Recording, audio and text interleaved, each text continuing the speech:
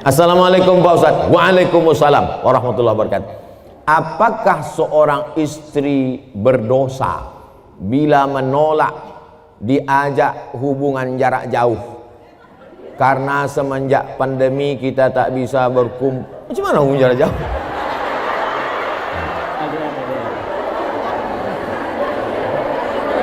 LDR.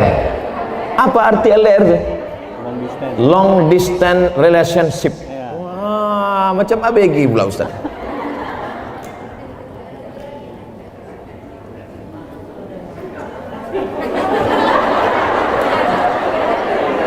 Wa'ashiruhunna bil ma'ruf. Dulu waktu akad nikah, suami ibu disuruh Pak Kua membaca ayat. Baca ini, wa'ashiruhunna bil ma'ruf. Berhubungan baiklah kamu dengan dia dengan cara ma'ruf. Ma'ruf diambil dari kata urf. Urf artinya baik menurut syariat Islam, menurut Quran, menurut sunnah, menurut kebiasaan. Maka selama tidak bertentangan dengan Quran, dengan sunnah, menurut kebiasaan, maka hubungan itu ma'ruf. Hubungan itu baik. Tapi kalau bertentangan maka tidak baik. Baik dan tak baik standarnya bukan akal. Baik dan tak baik itu dalam Islam standarnya adalah Quran dan sunnah Rasulullah Sallallahu Alaihi Wasallam. Saya mau tanya apa hukumnya menikah dengan wali tapi bukan dari ayah, abang atau adik laki-laki? Lalu dengan apa kau nikah? La nikaha, tidak sah nikah illa biwaliin, kecuali dengan wali. Wali itu siapa? Ayah, tak ada ayah. Datuk, tak ada datuk. Abang, tak ada abang. Adik laki-laki, tak ada adik laki-laki. Abang ayah laki-laki, tak ada abang ayah laki-laki. Adik ayah laki-laki, tak ada adik ayah laki-laki. Punya abang ayah tu punya anak laki-laki. Sampai begitu. Perwalian itu ada orang, tapi insya Allah yang enam itu adalah, kecuali dia disapu angin puting beliung hilang semua. Andai dia anak yang ditemukan dalam kardus, namanya binti kardus, tak ada walinya, macam mana? Fasultanu waliyun man la waliyalaha.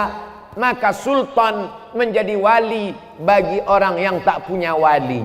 Siapalah wali orang perempuan di Batam kalau tak ada walinya? Sultan Kerajaan Riau Lingga.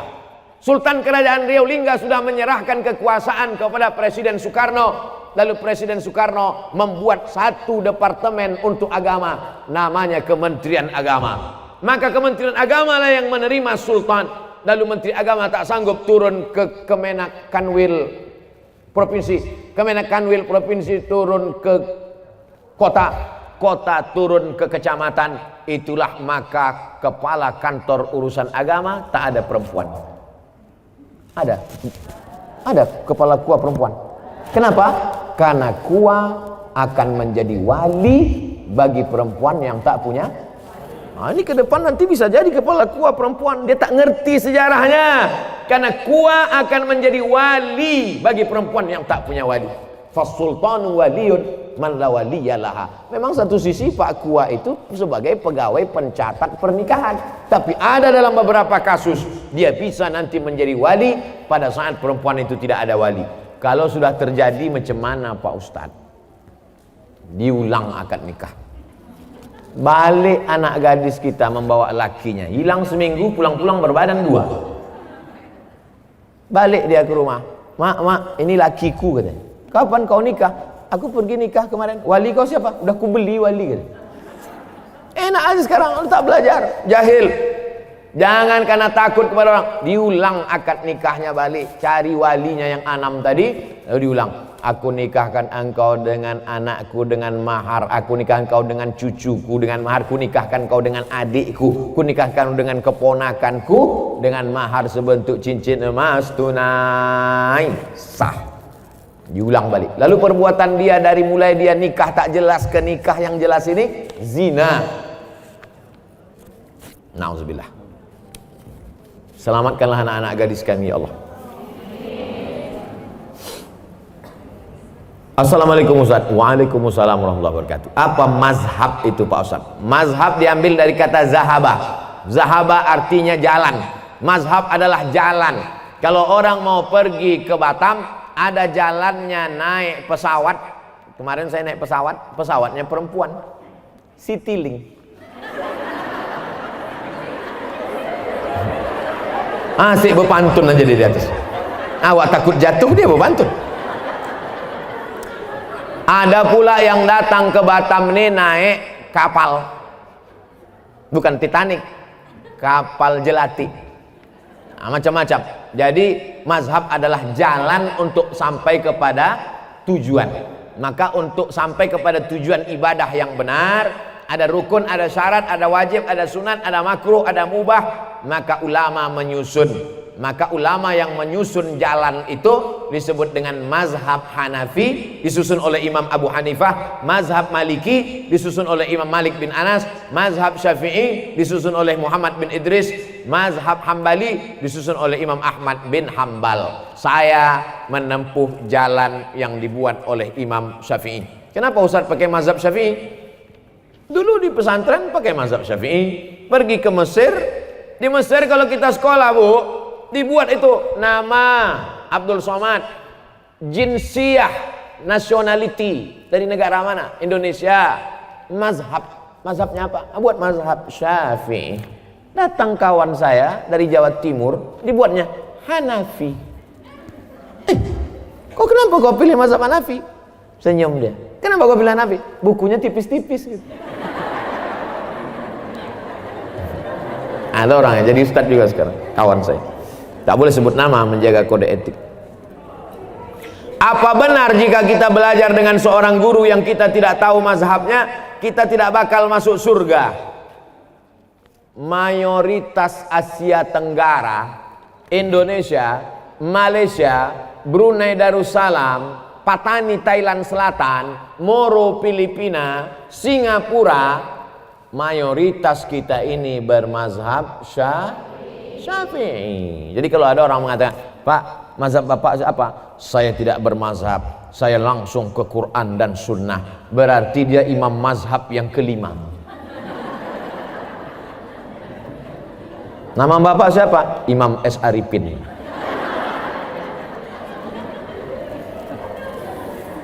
Bermazhab sebetulnya dia. Mana ada orang tak bermazhab di dunia ini? Imam As-Suyuti, hafalan hadisnya, hafiztu mi'atai alfa hadis. Aku hafal 200.000 hadis. 200.000 hadis dia hafal. Hafalan Qur'annya, tafsirnya aja 2 biji. Satu tafsir Jalalain, satu tafsir Ad-Durrul Mansur fit tafsir bil Ma'sur. Kitabnya berapa? Ada murid dia, namanya Imam Ad-Daudi. Kata Imam Ad-Daudi, guruku Imam Suyuti itu kitabnya 500 kitab. Abdul Somad di Batamnya aja 500. Tapi satu judul. Dia 500 judul kitabnya. Tapi di ujung namanya Jalaluddin Abdurrahman As-Suyuti Asy-Syafi'i. Ulama selevel itu tetap pakai mazhab. Lalu ente siapa? Tak bermazhab. Sementara beliau mengajarkan akhlak mulia berpedoman dengan Al-Quran dan hadis. Bermazhab dia. Kalau tak bermazhab dia, nanti kita datang diam-diam tanya, kau diam-diam apa mazhab? Aku sebetulnya mazhab, cuman aku segan. Bermazhab, apa tak bermazhab? Assalamualaikum Pak Ustaz. Waalaikumsalam. Apakah koperasi itu riba? Kumpullah duit ibu, sejuta, 100 orang berarti 100 juta. Terkumpullah duit 100 juta. Lalu kemudian ditanya kepada masyarakat, siapa yang mau bisnis silakan minjam uang kemari. Akhirnya minjam uang lah orang ramai-ramai. Minjam 10 juta bayar 12, minjam 100 bayar 120, minjam 20 bayar 24. Bunganya selama setahun dikumpul, dibagi kepada seluruh bunga dari simpanan wajib. Maka transaksinya semuanya adalah uang dengan uang riba. Pinjam uang, bayar uang, kembali uang, riba. La ta'kulur riba ad'afan mudha'afah.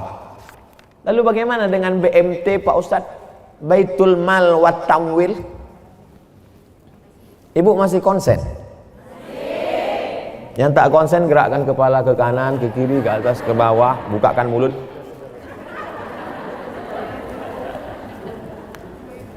Ini koperasi, ini Baitul Mal. Udah jelas? Koperasi, Baitul Mal.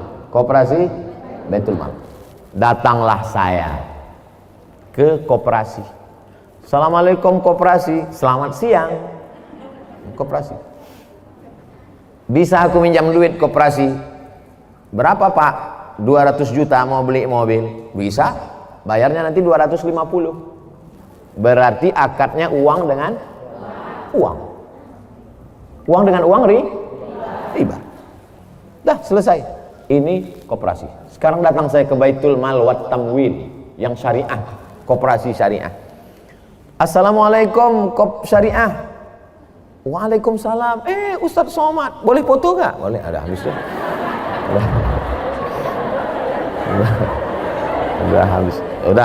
Udah habis basa-basi cerita. Apa tujuan nih Pak Ustadz? Apa tujuan Pak Ustadz?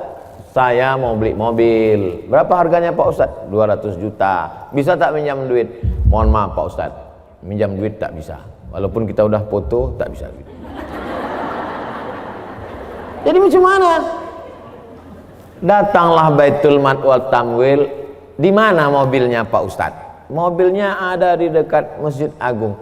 Pergilah orang BMT ini membeli mobil itu. Dibelinya lah mobil itu secara cash. Setelah dibelinya mobil itu secara cash, dijualnya kepada saya secara cicil. Maka akad saya dengan BMT uang dengan mobil, uang dengan uang riba, uang dengan barang. Bisa buka handphonenya semua? Silakan buka. Setelah buka handphone, buka Google. Sudah?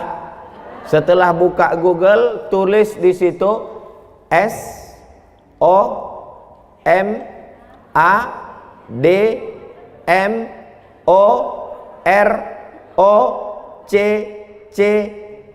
Sudah? Saya ulang sekali lagi. Sudah buka Google? SOMADMOROCCO.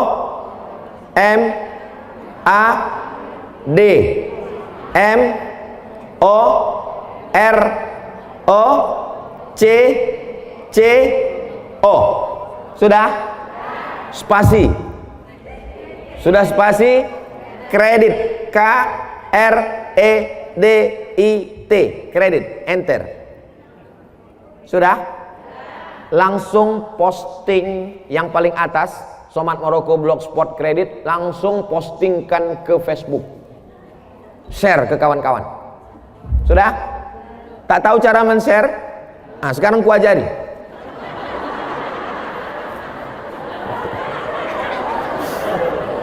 Nah itu di atas sebelah kanan yang ada titik 3, picit itu.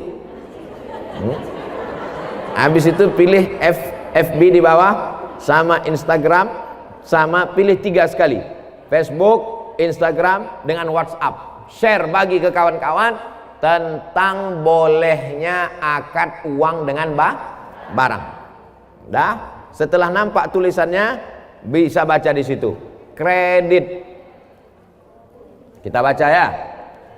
Majma' Fikih, lembaga fikih Islam membolehkan jual beli dengan tempo jangka waktu pada konferensi ke-6 yang dilaksanakan di Jeddah pada tanggal 17 dan seterusnya.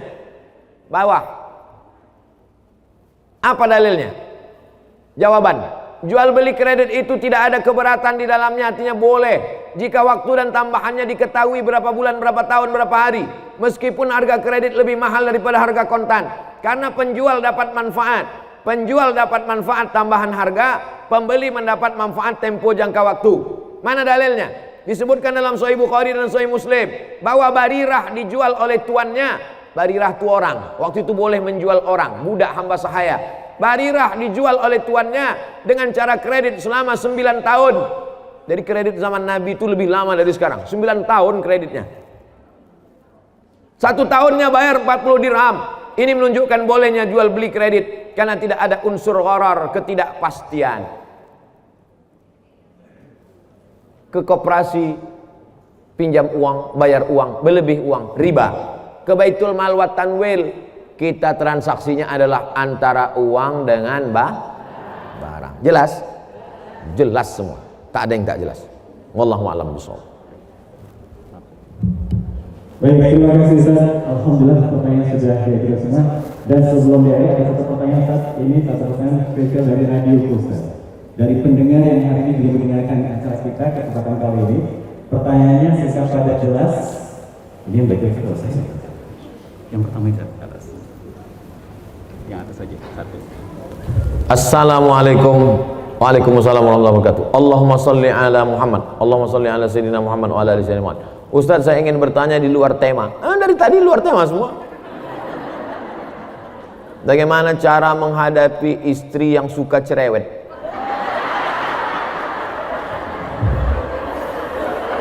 Jadi ibu dengarkan baik-baik ya. Saya jumpa dengan Habib Ali Ba'agil. Kata Habib nih cerita, ada di Yaman itu sumur tua. Jadi di sumur ini ada jin. Di dalam sumur ini ada jin. Suatu hari menimba airlah ibu-ibu. Menimba air, rupanya timba ini terlalu berat. Ibu ini pula orangnya slim. Akhirnya tertarik timba itu, jatuh dia ke dalam. Masuk dia ke dalam sumur itu. Lalu kemudian datanglah suaminya mencari. Dicari-carinya, ditengoknya, ada tanda-tanda kalau bininya masuk ke dalam sumur. Akhirnya diulurkannya tali. Diulurkannya tali timba, ditariknya. Maksudnya mau menyelamatkan istrinya tadi. Naik jin. Naik jin juga atas. Akulah penghuni sumur ini. Ditanya sama suami tadi, kenapa kau naik? Aku tak tahan direpeti bini kau di dalamnya. Kau kok tahan kali? Aku baru 2 menit udah pokak telingaku dalamnya. Jadi rupanya jin-jin itu pun tak tahan juga. Itu sanadnya dari Habib Ali Ba'agil.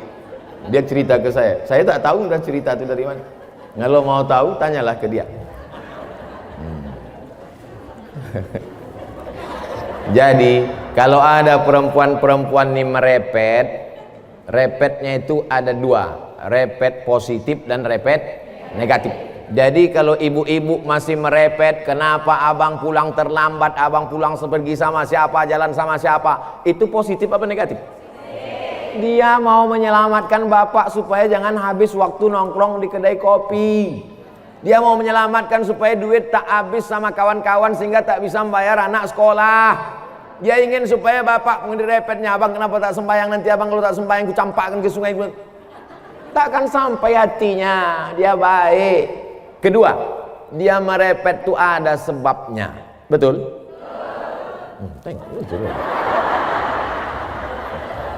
Tapi kalau sudah lengkap 5, sudah dikasih makan, sudah dikasih pakaian, sudah dikasih tempat tinggal, sudah dikasih pendidikan, sudah dikasih perhatian, merepet juga dia. Tanya dia baik-baik, kau ini sebetulnya dulu nikah sama aku ini dipaksa sama ayahmu atau gimana? Jadi repetnya itu ada positif, ada negatif. Selama ibu masih merepet dengan anak ibu, kau pergi kemana sama siapa, jalan pulang jam berapa, kenapa jilbabmu tak panjang, kenapa rokmu pendek, kenapa ini koyak, kenapa pinggangmu kau ikat pakai tali jemuran, kenapa? Selama ibu masih merepet, insya Allah selamatlah anak-anak kita, insya Allah. Selagi ibu masih bisa merepet, merepetlah bu.